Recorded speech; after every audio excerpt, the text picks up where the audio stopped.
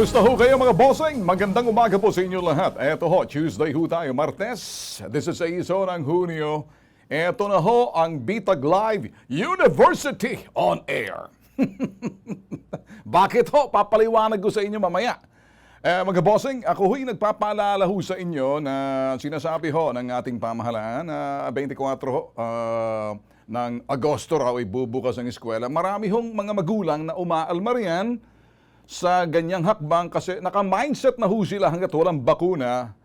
Alam mo ng eskwela, yun hong pananaw ng ibang mga magulang. May mga iba tumatahimik na lang. For whatever reasons, pag-usapan ho natin yan kung bakit minamadali. Sabi ho ng ibang mga magulang, abay, teka muna. Akala ba natin hanggat walang bakuna, wag muna. So, ito ho yung sinasabing university or not university. Ito ho, university tayo ngayon. School on air or teleradyo or ito'y radyo eskwela o teleskwela, iyan ho, may ibang mga estasyon na kahanda na sa mga probinsya ha? At parang may arrangement na nangyayari yan. Babalikan ho natin mamaya ng konti yan, mga bossing. Well, kahapon ho, binato ho tayo ng Unidoro, Orinola, Mesa, Lababo, at Silya. Kung ano-anong binato ho sa atin. Ito lang ho aking sasabihin. Makita ko ho yung mga comments ho ng mga magulang. Yun ho mga magulang na tinatawag ho ng mga gurang na mga kabataan ngayon na boomer kung tawagin. Teka muna. Say it to your parents. Kaya, hashtag iha ako. Eto hong sagot ko. Hashtag ama ako. So lahat ho tayo may hashtag. Hindi lang ho yung mga matitigas ang ulo dyan na nagmamagaling. Alam niyo mga boss, simple lang ho aking sasabihin, ano? Listen carefully because we will also tackle the topic today about ito ho yung mga online taxation na pinaghahanda na ho. At saka, isang bagay lang ho, ano? Hindi ako nagbubunye pag ang isang kapareho ko ay nahatulan ho ng sinasabing cybercrime and libel at may yan ho'y pwede pa man iapila. Ano hong mali sa nangyari? Babalikan ho natin, pag-uusapan ho natin para nagkakaintindihan ho tayo mga boss. Mas magandang ipaliwanag ho natin, simplified ho natin. Ito ho ang dahilan kung bakit ho may Bitag Live. Hindi ho tayo nagmamagaling. Ngayon, balikan ho natin to ano. Ang bawat panahon dumarating at lumilipas din. Ecclesiastic. Yan o, Ecclesiastes. Yan ho sinasabi sa Biblia. Marami ho nagagalit pag binanggit ho ang Biblia. Ano pa hong pinakamagaling na libro Biblia. Iba naman sinasabi, Quran. Wala na ho doon sa parte. Basta't importante, meron ho kayong poong may kapal na pinapaniwalaan. So, hindi na ho mahalaga. The wisdom is more important. Kaya, hashtag, iha ako.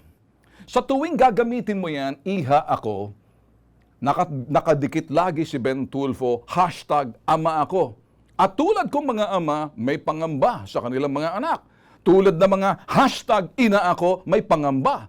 So hindi ito pinaglalaban ho natin ang mga henerasyon. Dahil ang henerasyon, they come and go.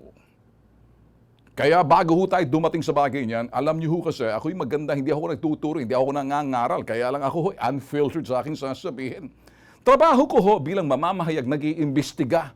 Hindi ako basta na lang bumubuladas ng aking bibig, tulad ng mga bobot ang kaisipan. Akala marami na silang alam sa mundong kanilang ginagalawan. Kumbaga, batang-bata ka pa, marami ka pang matutunan sa mundong ito. Sino may sabi niyan? Ayun, sino sariling sikap? Change topic. Ito ho, ano? This is serious. I will take it upon myself as responsibility as a journalist, as not only a journalist, as a father, as a parent, anybody. You come to the point that you become a father and you love your kids. Mahalin mo mga anak mo, babae man o lalaki. Pare-parehong tingin mo dyan. Protektahan mo sa panganib, sa kamay na mga halangang bituka, rapist, manyakis. Kaya ito ang aking sasabihin, hashtag, iha ako, makinig ka. Ako'y hashtag, ama ako. Kung hindi nyo kayang ituro sa ng inyong mga magulang o kayo mga magulang kung ano ang tama, hashtag, ama ako. Hashtag ama ako. Ako ang tutuwid. Dahil totoo ang sinasabi ko. Unfiltered. Ngayon, sumangayon man kayo o hindi, mga iha. Well, kahit ipagtanong nyo pa mga iha't iho sa inyong mga magulang tulad ko, abay, alam nila, hindi natin kontrol ang pag-iisip ng mga halang ang bituka. Kaya ang dapat ang kanilang kinalalagyan, bilangguan habang buhay o di naman kaya bitay! Kung hindi ka makinig sa akin, hashtag iha, abay bahala ka sa buhay mo. Pero tandaan nyo to, ihat mga iho. Tandaan nyo to. Okay? By mga criminal at manyakis sex offender, para sa kanila, iha at mga iho, lalaki man o babae, hindi kayo ligtas sa kasamaan ng isipan ng mga manyakis, lalaki o babae. Pag hindi kayo nakinig sa aking sasabihin dahil hindi na pinag-uusapan ang kasuutan, pinag-uusapan ang criminal mind, isa lang kayo, mga iha't iho, lamantiyan sa mga halangang bituka. Sa salitang English, you're just another piece of meat. Yan ang kanilang mga iniisip at pag-iisip. Bigbigyan mo ng panahon, abay may trigger dyan. Hindi sila kapareho natin. Kaya, ang tawag nga sa kanila, ang tawag sa criminal nga eh. Manyakis, rapist, juvenile sex offender. O ano, walang age limit yan pag criminal. Bata man yan o gurang pag umabot yung criminal mind na yan. Depende sa mga magulang kung tinuturuan yan o hinahayaan lang. Kaya, wala silang pakialam itong mga halangang bituka pag nagkaroon ng oportunidad. Wala lagi lahat dyan. Wala lagi sa tamang panahon ang mga pulis natin. Kukulangin. We are 110 million populations and if you divide 200,000 policemen, abay parang for every policeman, 500 ang babantayan. Bay, laki nun. Kaya sa lahat ng panahon, sa lahat ng oras, kinakailangan na intindihan natin ang pag-iisip ng mga manyakis. Wala sa inyong kasuutan. Kinig kayo. Ang mga manyakis at kriminal, hashtag iha ka, or iho ako, o iha ako, wala silang pakialam kasi hoda may suot ka o walang saplot. Sa kanila, pag umiral ng kamanyakan, utak kriminal yan, psikolohiya yan, may trigger na yan, maaaring hindi sa'yo nanggaling sa iba, sa mga pornografiya na mga magazine or babasahin or mga palabas sa internet, sa ano pa man, sa Google, everything is available online. Ganun yan. We are now in a digital world and even pornography is digital. Kaya kinakailan ilalayo yung mga sex offender, yung mga kriminal sa mga ganyang palabas. Sa television nga, ang dami dyan eh. Kung gumiling na, may mga TikTokers pa, labas na ang mga tsokolate sa likod ng kanilang suot na pekpek short. Ang mga kriminal, pag naktukso na yan, hindi na pinag-uusapan kung sino ka, kahit na nakabalot ka ng saplot, kasi ganun mag-isip yung mga halangang bituka. Hindi ka pareho natin. So makinig ka. Hashtag iha ako. Dahil hashtag ama ako. Etong kinakatakutan lang ng lahat ng mga magulang. May mga pangamba ang mga magulang pag bumalik ka na ng gabi at gabi pa, ala ka pa sa bahay, medyo kinakabahan ni sila, mga iha. Pag nasa labas ka, so hindi pinag-uusapan ang kasuotan. Ang kanilang pangamba ay baka kung ano sa medyo pagsapit ng dilim. Wala naman ang mga pulis sa lahat ng oras sa ating kapaligiran dahil abay, maraming tao. Alam nyo kasi, mapalad tayo kung tayo mga anak na mayaman. Tulad mo, ikay may bodyguard at may sarili kang mundong ginagalawan. Kakaiba doon sa mga walang bodyguard at simpleng mga tao. Naghihikahos, nakatira doon sa kanilang mga tirahan. Paglabas pa lang nila, makikita na yung mga manyakol na naandoon sa kalye, pasipol-sipol na dapat nilalagyan mo ng siling labuyo sa bibig. Wala silang magawa. Etong mga tambay na hindi naka-t-shirt na sinasabi natin, kaya hindi ganun ang mundong ginagalawan mo, hashtag iha ako. Ang hashtag na totoo, ama ako, maglakad ka sa totoong mundong ginagalawan nitong kung saan nakikita mo mga kriminal. Iba yung mga, pag tayo nakatira sa Forbes Park, Dasmariñas Village, kung saan man yan, yung mga iba dyan, mga high-end millionaires raw kung tawagin, ibang usapan. Ang mga bodyguards ninyo pwedeng tumulong sa inyo. Aalalayan kayo. Ngayon, aking sasabihin, ang mga bodyguards ninyo, makakatulong sa inyo laban doon sa mga masasamang loob. Kahit na nga ako, may bodyguard din eh. Bakit? Hindi ko alam kung anong utak ng mga kriminal. Anytime, pwede akong barilin dyan. Tigukin ako dyan. Sa mga nasasagasaan ko, magsabi ng totoo. Hindi lang nagugustuhan ang mga sinasabi ko. Kaya kayo, iha, buhay ko nakataya para sa inyo. #ama ako. Ang pinakapunto natin, pinag-uusapan dito, simple lang naman. Kinig kayo. Paano kayo makikinig? O pakinggan nyo. Alam nyo, mapalad kayong anak ng mga mayayaman, tumingala kayo sa langit, sabihin nyo, Diyos ko po, salamat po sa estado ng buhay po namin.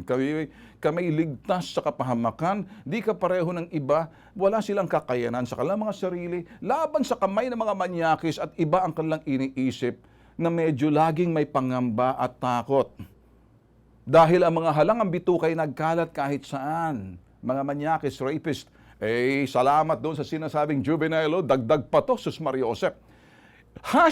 #iha ako. Itong sagot ng #iha ama ako. #ama ako. We live in the real world of good and evil. Iha, we are on the side of good. Ang mga halangang bituka, rapist, sex offenders, they are in the side of evil. Iha, we, the good, must always be exposed in the light. And the evil ones, iha, stay in the dark and they lurk in the darkness with their dark and evil, wicked mind, with a wicked intention. Alam mo, iha, #iha ako, sa lahat ng mga #iha dyan at mga #iho, di ko tsinta. Iba pa yung puto. Ang babaeng puto ay iba pala. Pag ang lalaki ay puto, di ba? Masama yan. Pero sa atin pagkain. Pag sinabi mong puto, kutsinta, okay yun. Pero kahit sa Espanyol, pag sinabi mong puto ay pagkain. Pag sinabi mong puto, pag sinabi mong ang lalaking puto ay puto, kutsinta, di ba? Yung pag sinabi mong nilagyan mong pangit pakinggan, iba yon. Sangayon ako mga bossing sa sinasabi ho ni isang kagalang-galang na senador at inarenal kontra ng kontra, pero sa kanyang sinabi, sang-ayon ako. Walang dress code sa mga kriminal. Hindi sinusunod ang dress code kung may suot ka o walang saplot. Dahil ang pagdanas at paghahalay naging nandyan. Tama si Senator Risa Hontiveros. Sang-ayon ako. Walang dress code. Hindi tinitingnan niya kung anong suot mo. Because you're just another piece of meat. Hindi doon sa kasuutan mo. Kaya ang mga manyak, may iwasan ba natin? Or hulihin natin?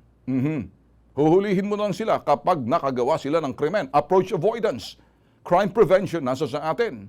Tama, uulitin ko. Tama ho si Senator Risa Hontiveros. Walang dress code para sa mga kriminal. Kung anong suot mo kapag lumabas ang kalang pagnanasa na maari hindi sa iyo, na maari sa iba, nakita nila sexy, sa iyo ngayon pupunto o natsyempohan, mapupukaw ang kanilang kamanyakan. Tama siya, uulitin ko, walang dress code para sa mga manyakis at kriminal. Kaya mga iha at mga iho, sama na natin dito, napakinggan nyo na may mga batang sex offenders, malakas ang loob gumawa ng krimen.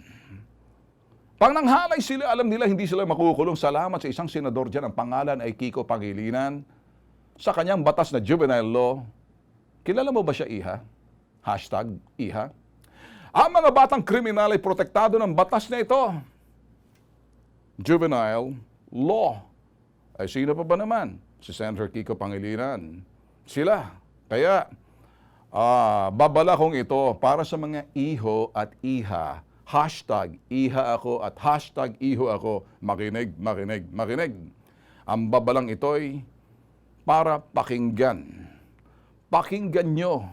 Walang pilitan at hindi ko kayo pinipilit. Ako'y magsasabi ng totoo. Dahil ako'y hashtag ama ako, mga iha at mga iho. So believe it or not, you can accept it or reject it. I don't care. So what? This is a word of wisdom. The wisdom comes from the old and the wise. The young must listen to the old. Kaya ikaw, hashtag iha ako, darating ang panahon, dadalhin mo, mawawala na yung iha ako, hashtag ina ako.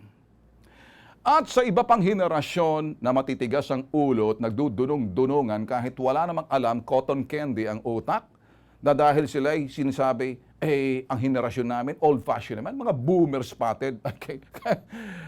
This is not name-calling for generations. You gotta listen because ang magulang ninyo, kung saan kayo nanggaling, may henerasyon din na hindi kayo magkasundo. Wala kayong karapatan magrebelde. Kung gusto niyo, bahala kayo sa buhay niyo.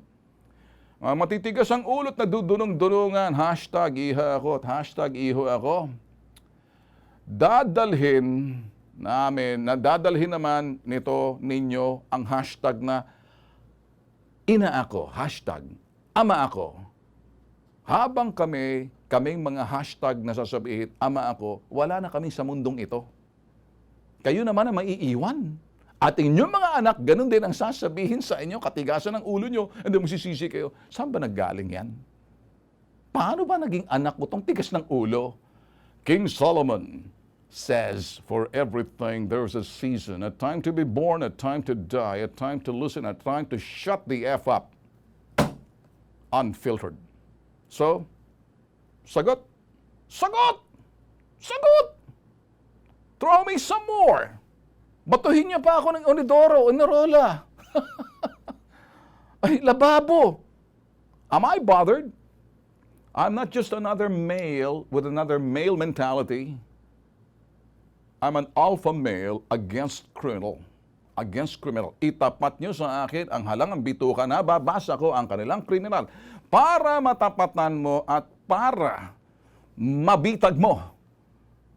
Para ito'y mahulog mo sa bitag, mga law enforcers, they should think what this criminal is thinking para ang kontra mo sa kanila, basically, yung ang kanilang sistema ng pag-iisip, doon din ang counter mo.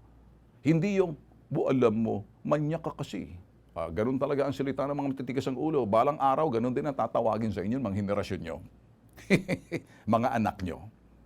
You know, sabi nga ho natin dito, this is Bitag University on air para sa mga hashtag iha ako at hashtag iho ako. Dahil hashtag ama ako, your professor. Like it or you don't. Change topic! Inom muna tayo mga boss dito. Abay, pag-uusapan ho natin dito. Marami ho tayong pag-uusapan. Importante ho rito.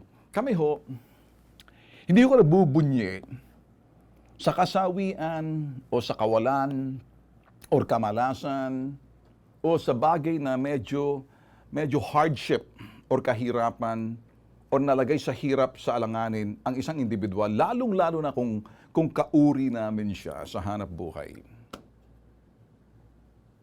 Walang karapatan ang sino man magbunyi.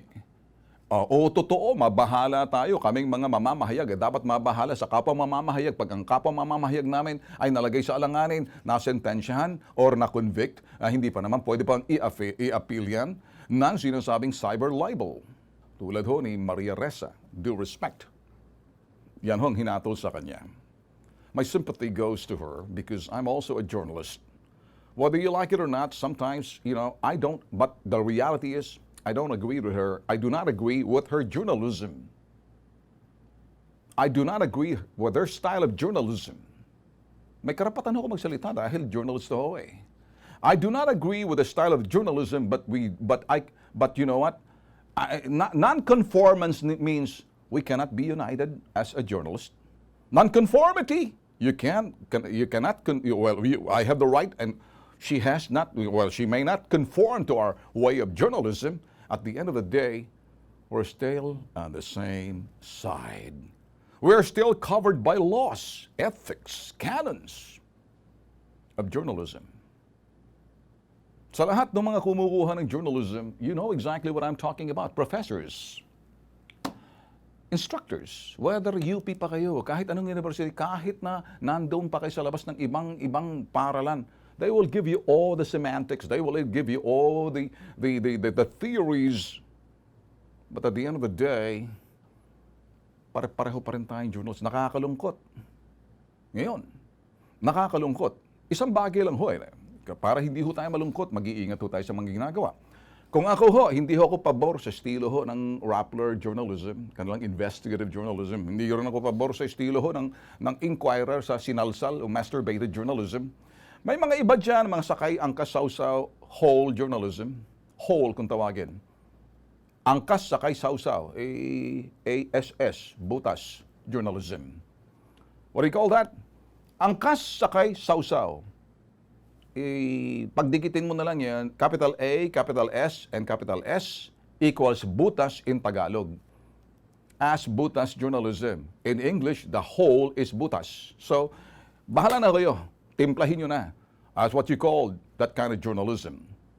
Ngayon, hindi ho ako perpekto kahit sa atin nagkakamali. Ang pagkakamali ho natin, dapat tinutuwid ho natin. So, anong ibig kong sabihin dito? Yung motibo ng isang individual, kung ikay mamamahayag, laging titingnan mo yan. Is my motive clear, free of anything but factuality and truthfulness? Totoo ba to? At tumpak ba yung aking mga sinasabi? Kapag sumablay ka dyan, meron tayong batas, lalo nitong cyber libel. Kaya may cyber libel man o wala, meron pa rin. We are bound and covered by the laws. And we're still at the ethics. And there are canons na dapat sundin. Yun ho ang isang totoong mamamahayag. Mag-iingat ho tayo.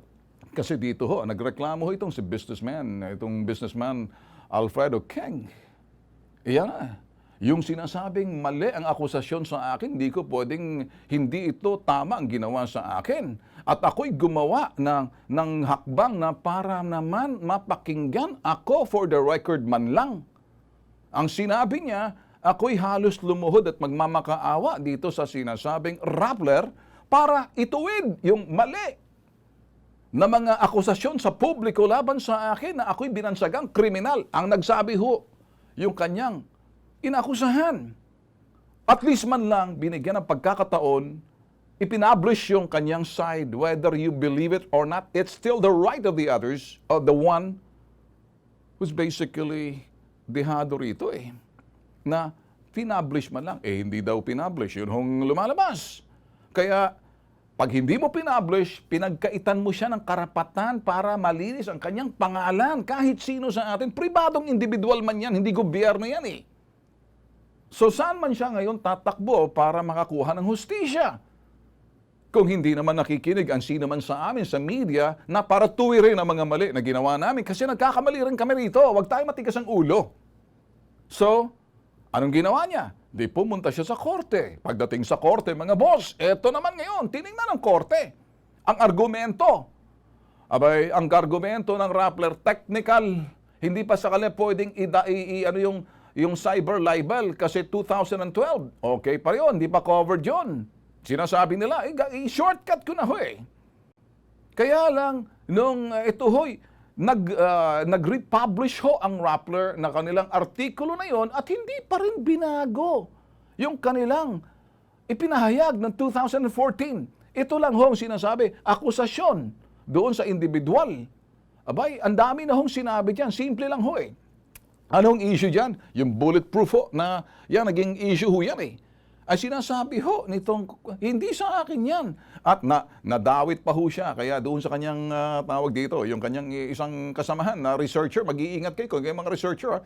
If you guys are in yung kursong journalism, be careful. Be very careful. May iba, habang tumatanda na, matigas ang ulo, sablay ng sablay. May kilala nga ako dyan, Jesus Mariosep. Anong pangalan noon? Ra. Mahilig sa mamon. Okay, anyway. Doon na. Bahala. Your choice, your consequence.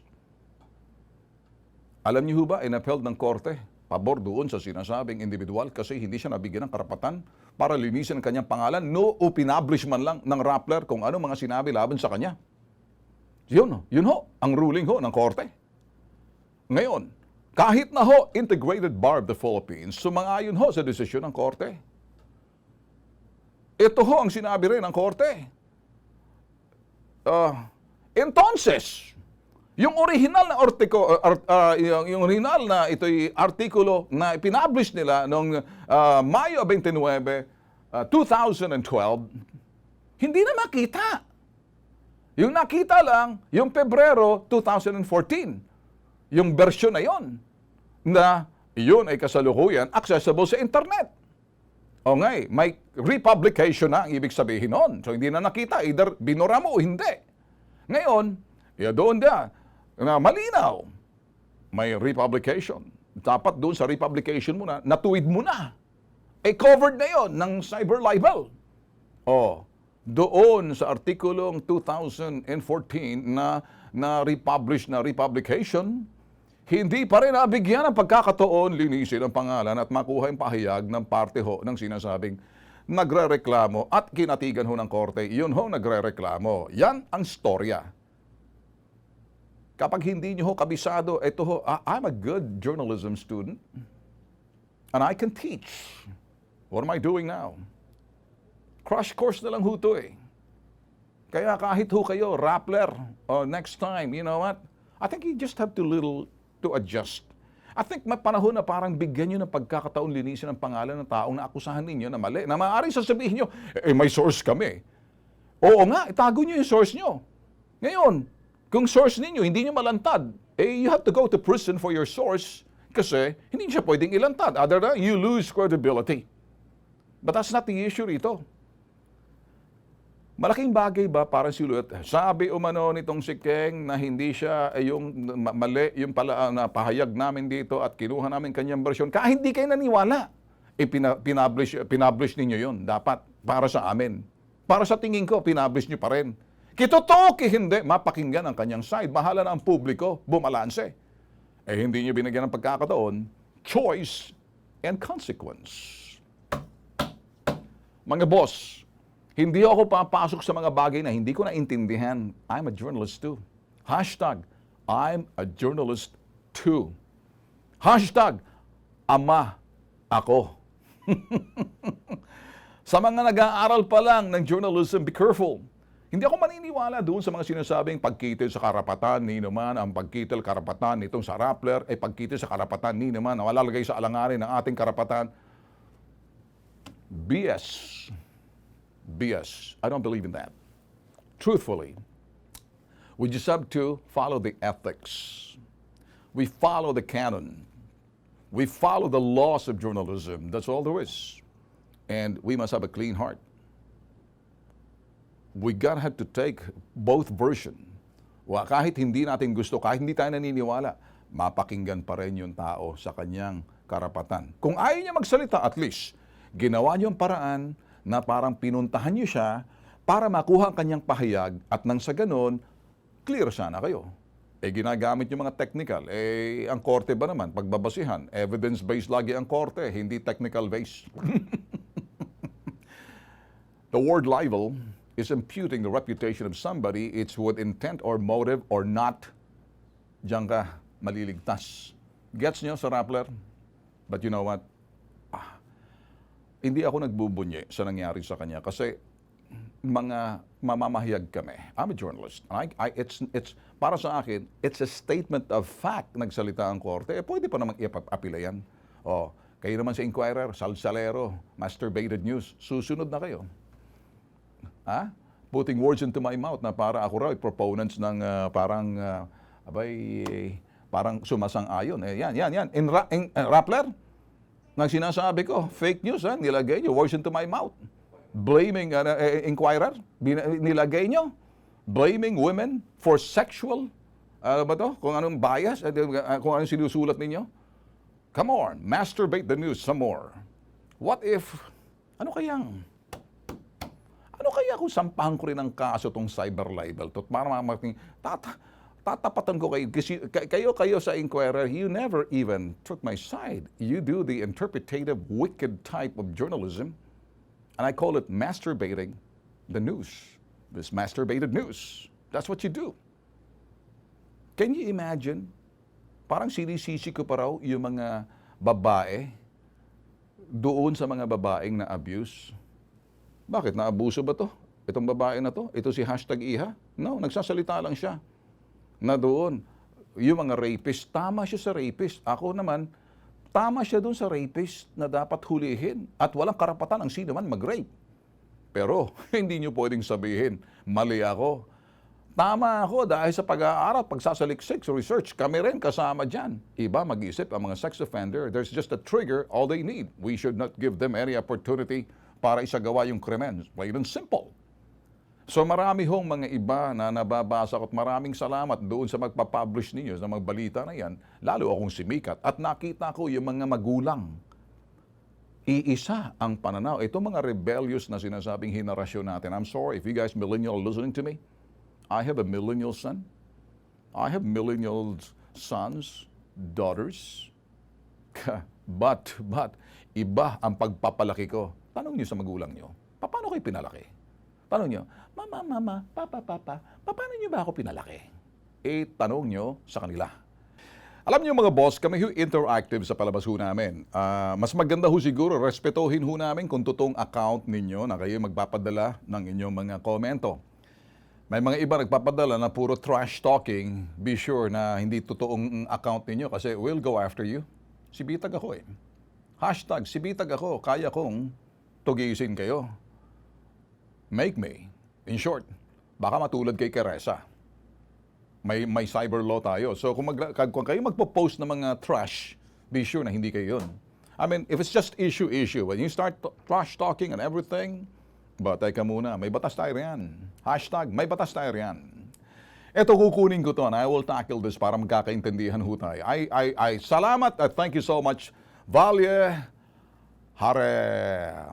Haresano Carl. Okay, thank you for your, I hope totoong account mo. Ano? Sabi niya, Tulfo, why blame the parents? Isa rin. Parents pwede rin ma-rape. Tama ka. There is such thing as marital rape na ayaw ng babae. Sampahan ng kaso yung tatay kung ayaw ng nanay na makipagtalik. Marital rape ang tawag noon. Kaya ang rape can happen anywhere, kahit sa loob ng tahanan. Ngayon, sabi niya, the point here is basically, iwasan natin. Protektahan natin ang mga anak natin na hindi lahat sa batas. Ito ngayon, trabaho ni Duterte, sabi niya, at mga lawmaker niya, na gumawa ng batas to safeguard citizens. Tama ka at mali ka. Hindi trabaho ng ehekutibo gumawa ng batas dahil ang batas ay ginagawa sa mga kongreso. You get mo? Gets mo? Now, ang kasalukuyang administrasyon, ipapatupad lamang kung anong batas meron tayo at sa batas doon ka huhulihin. Ngayon, may butas ang batas natin. Kaya yung mga lawmakers ko nakikinig ho sa atin, safeguard the citizen. Ngayon, magandang sinabi nitong nagpadala sa atin, ano? Na kahit na age against sex offender, sila ang mag-implement. Tapos ang police, ang law enforcement sa batas. Tama yan. Okay, ngayon, dapat alamin din nila kung sino ang mga sex offender sa community at ilagay sa sex offender registry. Napanood mo kahapon sa amin, natuto ka rin sa University ng Bitag Live. Bitag Live University. Huwag mo ipasa lahat sa parents at obligation dahil kahit sino ay pwede maging rape at biktima. You're right and you're wrong. Let me tell you why you're wrong. Okay, sandali. Baba mo ba? Huwag, stop. Babasahin ko to. Idikdik mo sa iyong makitid na kokote ang sasabihin ko bilang si Ben Tulfo unfiltered. Kulang ka pa sa kaalaman. Dapat kung sino yung mga sex offender, i-register sila. Wala pa tayong batas tulad sa batas ng Amerika na Megan's Law. The Megan's Law was passed in the US right after yung si Megan Cancun was raped by a neighbor. And pinatay na. Doon nagkaroon ng batas statewide na ang mga sex offender, when convicted, take note, there will be a law that will pass that they will have to register every 5 days before their birthday or 5 days after their birthday. They have to register kung saan sila nakatira. O, mga mambabatas, makinig kayo at makinig ka. O, Carl, ang pangalan ito, bigyan pangalan na dito, mas maganda. O, makinig ka, Carl Valle Harisano. Importante dito, Valle Harisano, Carl, matuto ka sa Bitag University. Okay, ngayon, Bitag Live University. Balikan natin yung sinasabi mo. Ang mga sex offenders, they have to be convicted first to be called sex offenders, and they must be convicted for the crime. Once convicted, they must serve their sentence. Tsaka sila ngayon, paglabas nila ngayon, hindi pa rin sila ligtas. You know why? Because they have to register as a sex offender. When you're a sex offender, you will always be a sex offender for life. And that's a very good law. Ano naman ngayon ang trabaho ng isang sex offender? In lieu of being in the jail, further, he will be monitored sa kanyang kilos at galaw. Nilalagyan siya ng monitoring sa paa na kung saan siya pumupunta, baka lumabas ng bahay, pumunta roon sa mga tiks. Bawal pumunta ng bar, bawal pumunta ng mga nude show, bawal bumili ng magazine na sinasabing matutokso. Bawal siya manood ng pornography sa kanyang computer na dapat susuriin yan kung saan siya pumupunta. At pwede pumunta ang law enforcer, kakatok lang yan, 10 oras ng gabi para tingnan ang laman ng kanyang computer kung siya ba'y pumupunta sa mga sex sites. Kung siya ba'y may mga magazine, kasi trigger yun eh. Ngayon, kung hindi lang dyan, pupunta kung siya'y lumalabas ng bahay para tumoma sa labas kasi baka magkakaroon na naman siya ng pagkakamat. Baka naman, eto na naman, maghahanap naman siya ng biktima. Kaya nga siya, ilagay mo ang sex offender sa isang lugar. So, monitor sila. Parole officer will always be on there to monitor his activities. Alam mo ba, pag sex offender ka, you have to confess and declare to your workplace that you are convicted sex offender and you are released and given a chance na ikay pwede magtrabaho. Are you understanding this? Kinakailangan ng support ng family doon sa taong manyakis na, convicted felon, na sex offender, na may community support, family, church, community, and a workplace para mailagay siya sa isang bagay na hindi na siya nakakalat-kalat. Mas matindi ang sex offender sa bansang Amerika because you will be convicted for life and you're not gonna like it. Unlike kung ikay pumatay nagnakaw, bibigyan ka lang ng parol. Hindi ka pareho ng sex offender kasi babantayan ka lagi. Baka mamaya, mag-trigger na naman yung kamanyakan mo, ang sex offender, kung sino-sino mga batang na walang kalaban-laban o kung yung magulang medyo na kaligtaan lang ang bata. Oh, ayun na. Iba na. So ngayon, etong sa aking sinasabi rito, may mga ibang batas sa UK. Iba na. Ako, I'm talking on experience kasi may kanilang batas to take away that, yung sinasabing crime of rape, crime against person. Kaya, sinasabi mo, huwag mo ipasa sa parents. No. The parents must guide and the parents must advise. The parents is also my obligation as a father because I am a crime buster. I would like to give my daughters and son, be careful. They don't think the way they are. And besides, my son, let's go to the firing range. Putok tayo. You see, it's for sports. Ladies, study martial arts. Carry a spray, yung sinasabing tear gas. Because those are the things that yung pwede mong i-protect. But, kahit na anong protection mo, hindi mo ma-predict kung anong utak ng sinasabing sex offenders or juvenile sex offenders. Kasi utak nila yan eh. Wala tayong sinisisi, wala tayong pinapasa. This is not chicken and egg. All of us must be vigilant laban sa sinasabing sex offender. No blame game dito eh.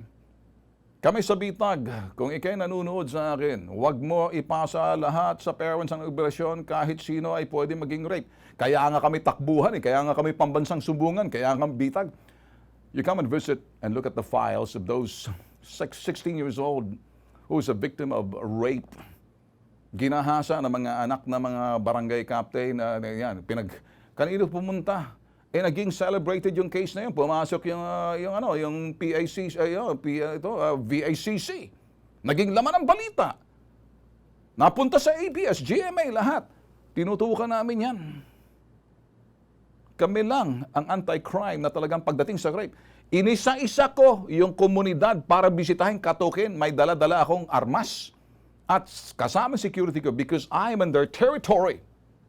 Siniguro ko na para tingnan ang magulang na kung yung magulang na pang-rape ng kalang anak na parang ang kapal na mukha na parang, oy, kasalanan ng babae kasi sumama siya o nakipag-inuman. Look at that. Ito yung mga magulang pumunta sa amin. Look at that, how young was I? So, if you don't know the world, shut the F up. You can say a lot of things, but you know what kami sa Bitag, we walk our talk and walk the walk. Kaya, #iha. You don't know the mind of the criminal. Kami, ipinaglalaban namin.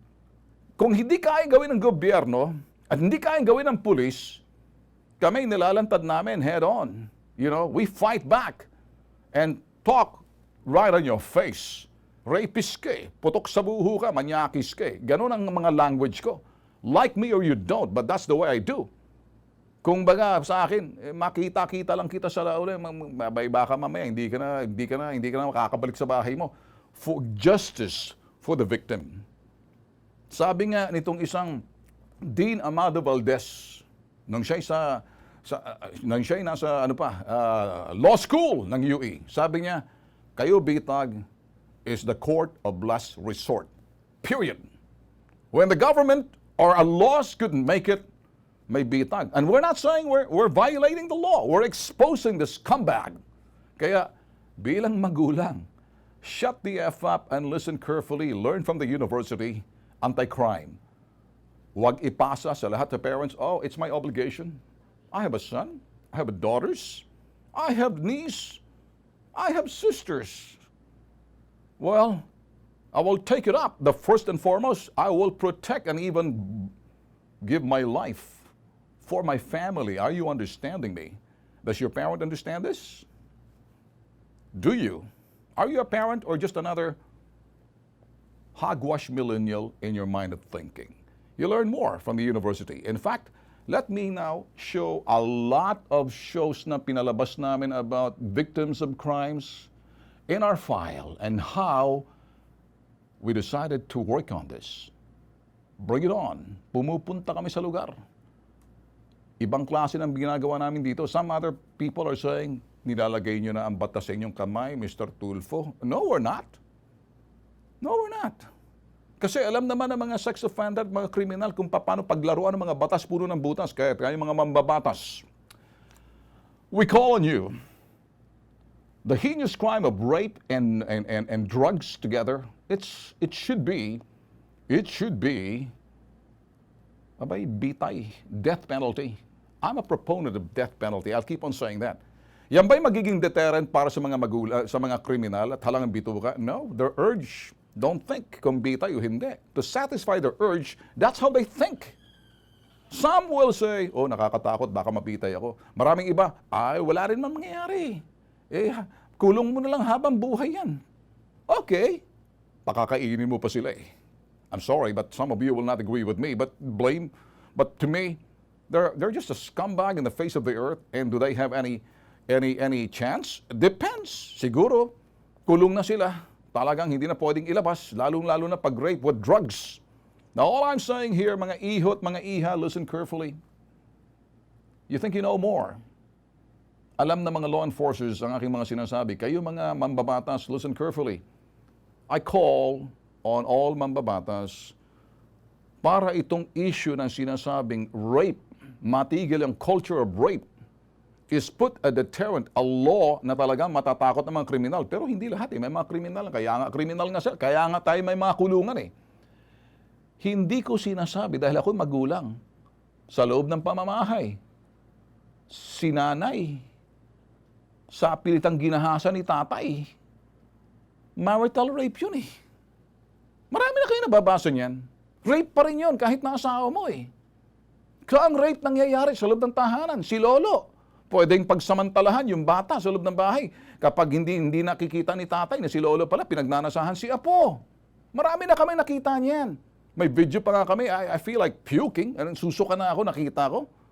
How can you do that to a little girl na inosente? Papupin mo sa lap mo pagkatapos you started, using your finger.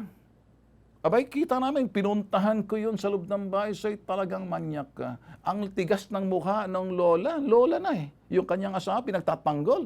Andoon yung magulang ng bata. Pinasok namin yan. Kinatok namin. Now, say it. Kanino kasalanan? Hindi kasalanan ng magulang. Kasalanan ng bata na napadpad. Kasi may sex offender doon. Nakita niya pagkakataon. It's about prey and ito'y predator. Which are you? We are not the predators. We are the prey, but we should fight back and put in the box itong sinasabi natin predators. Predatorial act yan. So hindi pinag-uusapan dito blaming the woman is a victim, the man could be a victim, the man could be raped, or a woman could be raped by anybody with anything, a sexual desire. So, a lot of you mga millennials, listen carefully, it's not about what you dress. Okay, may suot kayo, walang saplot, hindi mas matutuwa nga lang. Mas matutuwa yung rapist. Think of this way. Si Juana naglakad, napaka-sexy, nakita ngayon. Sabi niya, I reform na ako. Mabait na ako. Hindi na ako ulit. Biglang dumaan si Juana. Wow, ang sexy. Sabi na, Diyos ko po, ayoko na. Napagsilbihan ko na ang aking krimen. Bay, nakita niya si Juana. Napaka-sexy. Okay? Sumunod naman, may nakita naman si Petra. Ganon din. So, hindi yun. Wala yun. Kasalanan ng manyak kasi may mata siyang manyakis at utak na manyakis. Walang kasalanan yung babae naglalakad, pero may choice siya kung anong kanyang dadamitin. At hindi pinag-uusapan at pinakakaitan siya ng karapatan kung siya ay maglakad ng makapekpek shorts. Pardon me for my language. That's your right. Yes, kaya nga pinag-uusapan natin blaming yung rapist. Yeah, we can blame the rapist. And the rapist says, di bali paktay, basta ako gawa krimen. Mapapatigil mo ba? Some of these criminals and scumbags say, di bali paktay, basta ako tulo laway. Isasagawa ko aking krimen kasi di bali na ako paktay. Importante itong pagnanasa ko. May mga kriminal na gano'n. They don't think of the consequence. Wala silang choice. And their choice is for their urges. Paano naman yung mga biktima tayo? Bilang ama, I would I will shoot any rapist on sight. If I find out anyone na naglalakad dyan, kahit na sisipulan mo yan, hambalusin kayo, may batas tayo yan. Si Ben Tulfo ako Hashtag si Ben Tulfo ako, kilalanin nyo. Pag may nakita akong dinidihado dyan, bumababa ako ng aking SUV, tinatanong ko, anong ginawa mo? Isa, naglalaro lang po kami. O sige, itong klaseng laro yan. Watch this. Hashtag, sabihan si Ben Tulfo ako, taxi driver. Ginugulpi niya yung isang pedestrian. Bumaba ako. Walang kalaban-laban. Tinanong ko, ba't mo ginulpi? May utang sa akin to ganon. So, bugbog sarado na. Kung anong ginawa niya, yun din ang ginawa ko sa kanya. Nakita to ng mga tao ko. Sasampulan kita dahil ginawa mo yun. Wala kang karapatan sakta ng sino man. Rape or not the same. Ako'y tatabla ng laban. Huwag lang tayo mag-cross ang landas, rapist ka man o criminal ka man. Hindi ako titingin lang at pipitik ng camera dahil exclusive to. Iba si Ben Tulfo. I will be journalist. Hashtag, let me be a father first. Hashtag, ama muna ako. Hashtag, sibitag ako. Hashtag, journalist ako. Hashtag, crime buster ako. Mas marami akong hashtag sa inyo. Kaya, iha kita. Iho lang kita. Sino yung tatakbuhan pag kayo na biktima? Sino yung sisisihin? Let me be there for you. So, instead ako ipupunta dyan sa sitwasyon na yan, why don't I just tell you something and listen from the words of wisdom that the guy who knows exactly kung paano mag-isip ito mga kriminal. Iba sa kanila, nakakatikim sa akin. Iba sa kanila, nakakatikim sa akin sa mga sinasabi ko. Iba sa kanila, pinapatayan ko ng camera. That you can take to the bank. You can take it to the bank. Pinapatay ko ang camera. Pagbukas ng camera, protektado ka. Pagpatay, malilintikan ka. Which one? Hashtag, bitag ako. Pagbukas ng camera. Hashtag, pagbukas ng camera. Ligtas ka. Pagpatay, delikado ka. Rapish? Be careful. O yung mga millennials, sino ang magde-defend sa inyo? I'm not in the business of playing game. I am your hashtag. I am your defender. Run to me. Habang wala pang batas. Kung hindi kaya ng mga pulis, we will not do a frontal attack. We will do the other ways in order for you to get justice. At the end of the day, it's all about justice. It's not on our hand, but we can play exactly the mind of the criminal because hashtag, si bitag ako. See you tomorrow. Adios.